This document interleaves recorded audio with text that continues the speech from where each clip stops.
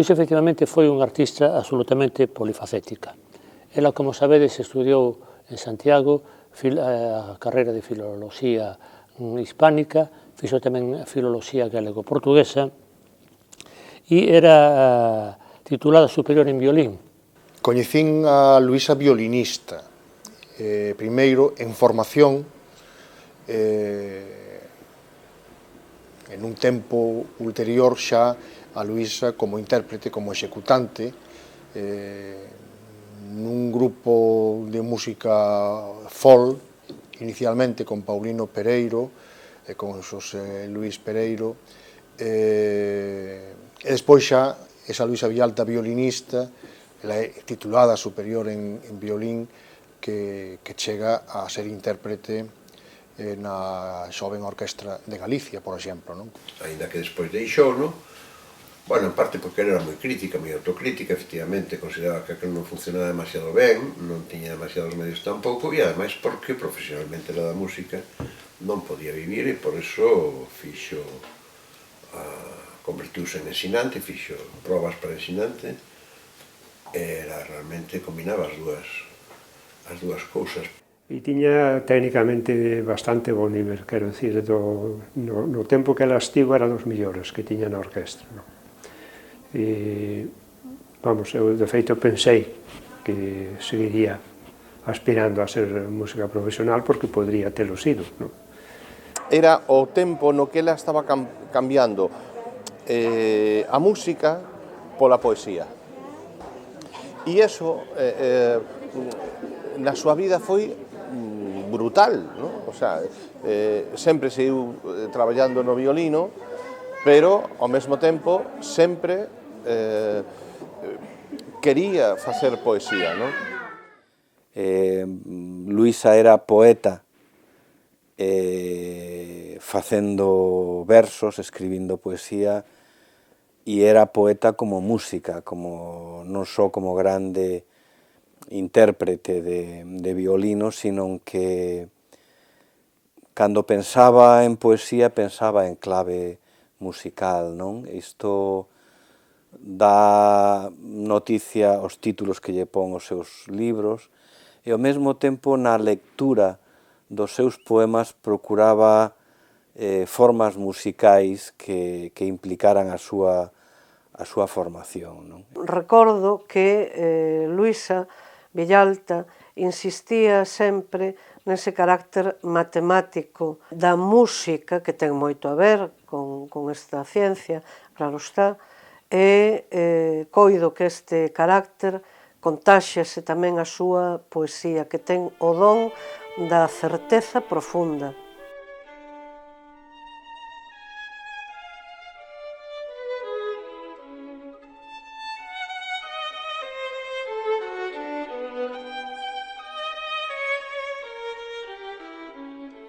Cando Pancho Pillado e Noli foron vivir para a casiña que rehabilitaran en Oleiros e tiñan un piano, entón xuntábamos alí. E pasábamos tardes enteiras tocando o piano e ela o violino. Daban lugar a moitas conversas sobre a música e a moitas probas de, por exemplo, con música barroca do XVIII, que podía adaptarse, por exemplo, sustituir algún instrumento polo violín ou sustituirlo polo piano en vez dun clave ou así. E entón eran veladas musicais e literarias, porque invitábamos tamén a poetas, como por exemplo Xulio Valcárcel, Miguel Ángel Fernambello, Xosé María Álvarez Cácamo, Pilar Pallarés. Entón eran unhas veladas absolutamente inesquecibles. A música era un vencello que nos unía nunha dimensión moi específica da nosa personalidade, de cada un de nós e da nosa vida e das nosas sensibilidades, por suposto.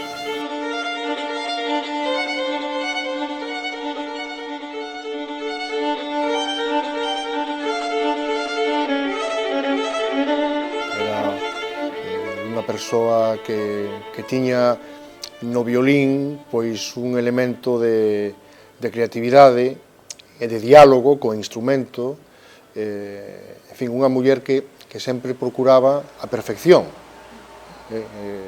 como despois tivo ocasión de demostrar tamén no que atinxe a creación literaria. E no caso dela non se trata de unha melomanía, de unha afeición continuada á arte musical, senón acompañado isto de un coñecemento técnico e de unha capacidade de interpretación, de intimidade co propio instrumento que é o violino, moi grande, de maneira que estamos ante un caso senlleiro na literatura galega.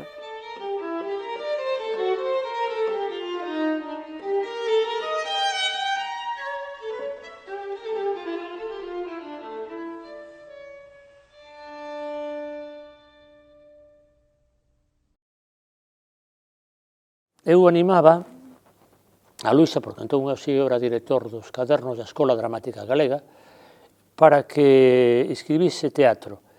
Así, como sin convencela, e no ano 1989 publicou nos cadernos da Escola Dramática Galega as obras Concerto para un home só, o representante e o paseo das esfinxes. Nos seus tempos, entre unha escena e outra, a parte de indicacións musicais que ela pon, está presente un ritmo.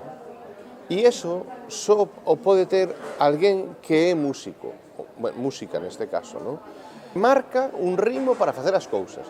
E se non o fas así, fracasas. É a autora quen manda.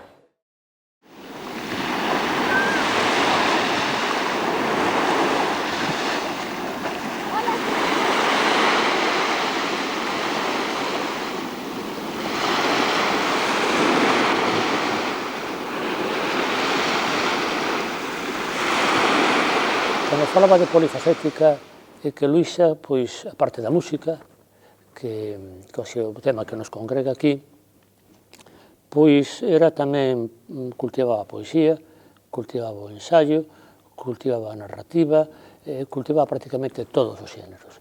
Recordo que fora no ano 1997 que Luisa aparecera pola miña casa e trouxera un libro de poemas que titulaba Música reservada. E, en efecto, este libro, Música reservada, é unha sutilísima indagación sobre o ser mesmo da existencia, da poesía, da música e do tempo, non?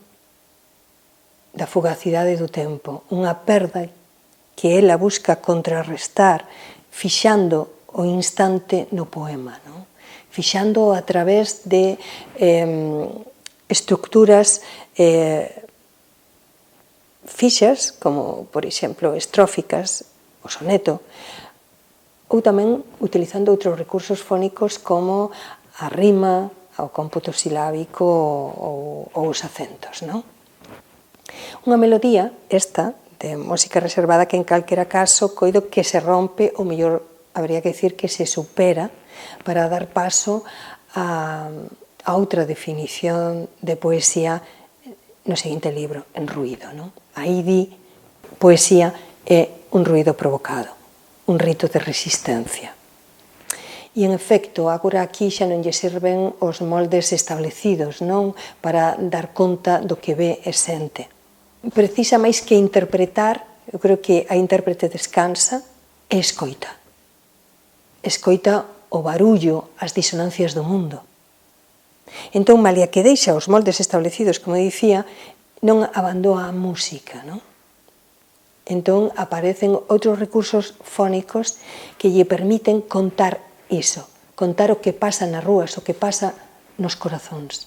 E entón aparecen aí as aliteracións, as repeticións, as derivacións, permutacións, rimas internas, en fin, a música que dá conta da fragmentación, da monstruosa maquinaria que nos anula.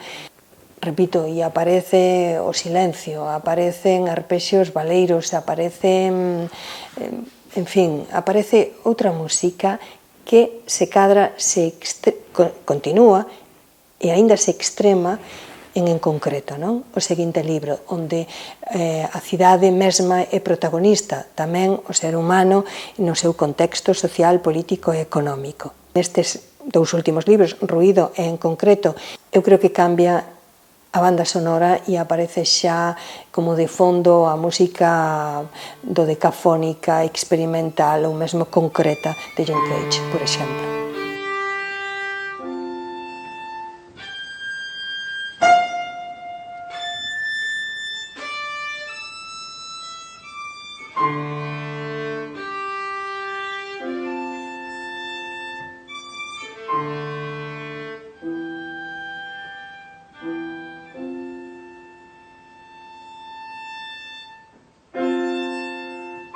Comprender e ouvir eran moi importantes na escritura dela, tanto na poesía como na prosa.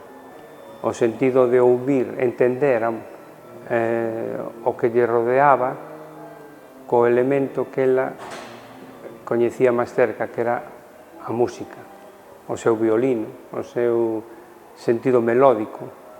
Hai un poema de Luisa Villalta que non está recollido en libro, que se titula Poética da concreción, no cal ela concibe Galicia como un proxecto sinfónico.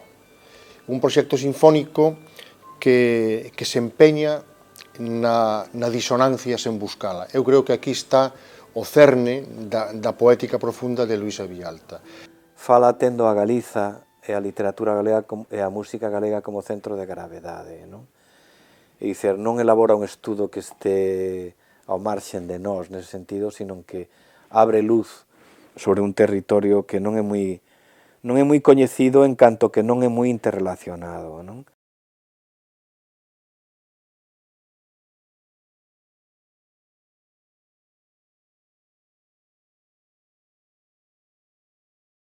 A música é unha forma tamén de facer poesía e hai moita música con texto, non? E, por outra parte, sabemos que as músicas que ten texto a música acaba como profundizando máis o conteúdo do texto, elevando a esferas que o texto mesmo non pode chegar, precisamente pola súa capacidade de abstracción.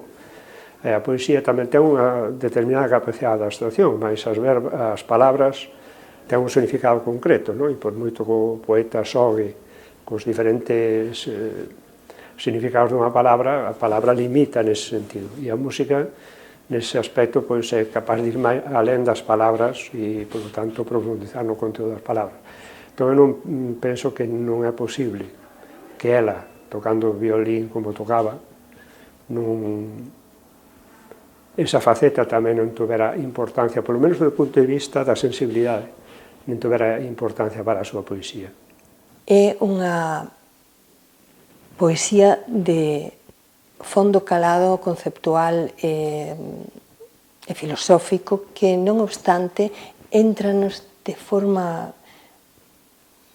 doada, non? Porque sempre vendada a través da música.